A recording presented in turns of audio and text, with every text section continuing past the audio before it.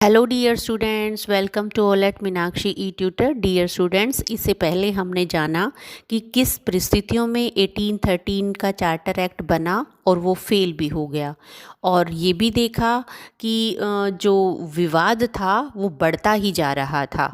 Anglicist अपनी demand कर रहे थे और ओरिएंटलिस्ट अपनी डिमांड कर रहे थे, और चार्टर एक्ट के अकॉर्डिंग जो 1 लाख रुपया एजुकेशन पे खर्च करना था वो अभी तक खर्च नहीं हो पा रहा था, यानी कि एजुकेशन के ऊपर कोई समाधान निकल ही नहीं रहा था। परिस्थितियाँ कुछ ऐसी संभव हुई 10 जून 1834। थॉमस वेलिंगटन, जिनको हम लॉर्ड मेकाले के नाम से जानते हैं, वो गवर्नर जनरल की काउंसिल के कानूनी सदस्य के रूप में भारत आए। जब वो भारत आए तो उस समय परिस्थितियाँ बिल्कुल बिगड़ी हुई थी।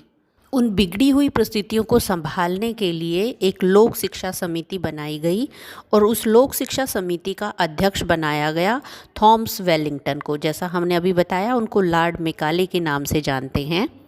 उन्होंने उस शिक्षा व्यवस्था को ऑब्ज़र्व किया और अपनी एक मीटिंग तैयार की, जो एक रिपोर्ट तैयार की। 2 फरवरी 1835 को उनकी जो रिपोर्ट थी वो मेकाले मिनट के नाम से पब्लिश हुई।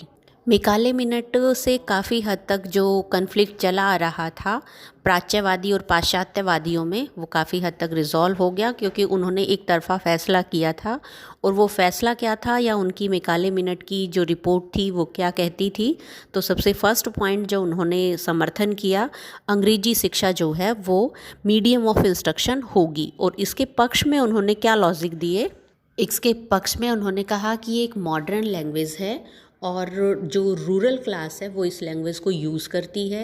इसके अलावा ये पुनर्जागरण का माध्यम है। पुनर्जागरण का इसलिए कहा क्योंकि वेस्टर्न कंट्रीज़ में ऑल ओवर अगर हम एक ऑब्जर्वेशन निकालें, एक रिज़ल्ट निकालें, तो वहाँ पे एक क्रांति उठ गई थी। लोग जो है अपने अधिकारों के प्रति अपनी एक अवेयरनेस की फीलिंग क्रिएट हो गई थी।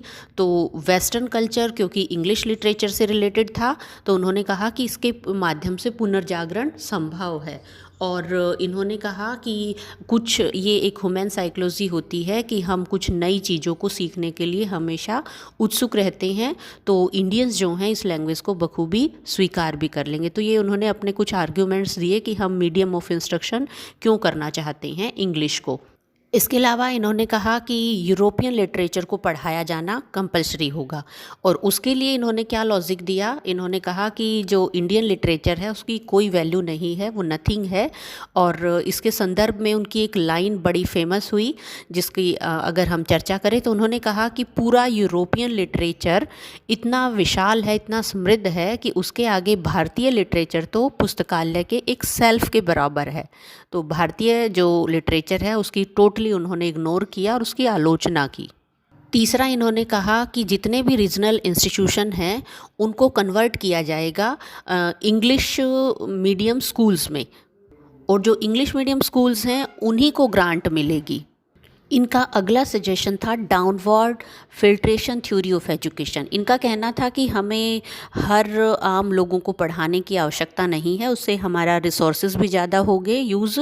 जैसे फिल्ट्रेशन थ्योरी को अगर हम एग्जाम्पल के थ्रू डिफ़ाइन करें, जैसे हम छलनी में चाय छानते हैं, उसमें जो वेस्ट है वो ऊपर रह जाता है और बाकी जो प्योर चीज़ है वो निकल के आ जाती है। तो इनका कहना है कि अगर हम आम जनता को शिक्षित करेंगे तो रिसोर्सेज ज़्यादा यूज़ होंगे। हम क्या करते हैं कि अच्छी अच्छी जो उच्च वर्ग है, उनको, हायर क्लास है, उनको शिक्षित कर देते हैं, क्योंकि जो आम लोग हैं वो उनको फॉलो करते हैं, और आम लोग जब उनको फॉलो करते हैं तो ऑटोमेटिकली जिसका रुझान होगा वो उनको देख के पढ़ना शुरू कर देगा। तो हमें सभी को पढ़ाने की आवश्यकता नहीं है। और एट करंट अगर हम एग्जांपल लें, आज भी हम जिनको अपना आइडियल मानते हैं या जिनको हम फॉलो करते हैं, हम उनका देखी देखी बहुत सारी चीज़ों को ऑब्ज़र्व करते हैं और उन्हें फॉलो करना शुरू कर देते हैं। तो इसी थ्योरी को उन्होंने अडॉप्ट किया, जिसको हम फिल्ट्रेशन थ्योरी के नाम से जानते हैं। तो ये कुछ महत्वपूर्ण पॉइंट थे जो मैकाले मिनट में डिस्क्राइब किए गए। अगर हम एक ओवरऑल रिज़ल्ट निकालें कि मैकाले मिनट जो है वो सही था या गलत था, तो सबसे पहले हम बात करते हैं इसके नेगेटिव पॉइंट्स की। नेगेटिव पॉइंट्स का सबसे पहले हम कह सकते हैं कि इसने आग में घी डालने का, आहुति डालने का काम किया है, क्योंकि जो विवाद चल रहा था ना, उस विवाद का सॉल्यूशन नहीं किया, अपितु उसमें पूरी तरीके से भड़काने की कोशिश की। तो आगे चल के जो वो विवाद है वो और गंभीर हो गया और अंग्रेजी साहित्य यहाँ पे पूरी तरीके से हावी हो गया।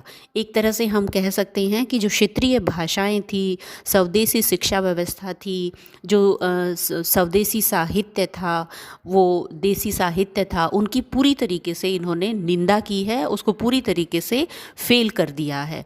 और सस्ते क्लर्क तैयार करने वाली जो टेंडेंसी थी उसको इन्होंने प्रिपेयर किया है। तो ये इसके अवगुण थे। लेकिन फिर भी हम जो मैकाले मिनट है उसको यूँ नहीं कह सकते कि वो टोटली फेल रहा है या उसमें बहुत सारी कमियां थी।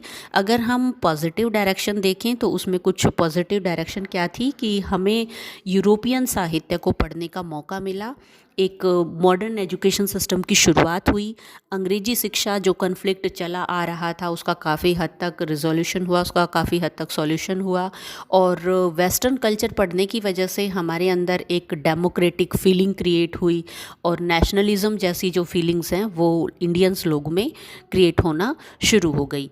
लेकिन एक ओवरऑल रिज़ल्ट देखें तो 20 मार्च 1835 को लॉर्ड विलियम बेंटिंक जो है वो इंग्लैंड वापस चले गए और जो कन्फ्लिक्ट था वो फिर से खड़ा हो गया। और फिर लॉर्ड ऑकलैंड भारत आया गवर्नर जनरल बन के, और उन्होंने क्या किया, 31,000 रुपये जो प्राच्यवादी थे, जो इंडियन कल्चर को फॉलो करने के समर्थक थे, उनको दिया, जिससे थोड़ा सा और पॉजिटिव डायरेक्शन मिली, इंडियन लिटरेचर को भी बढ़ावा मिलना शुरू हो गया। तो आगे परिस्थितियाँ क्या रही आगे हम अगले कंसेप्ट में पढ़ेंगे, जिसकी वजह से वुड डिस्पैच डिक्लेयर किया गया या वुड डिस्पैच हमारे सामने आया। तो आज हम अपने कंसेप्ट को यही समाप्त कर रहे हैं। Thank you.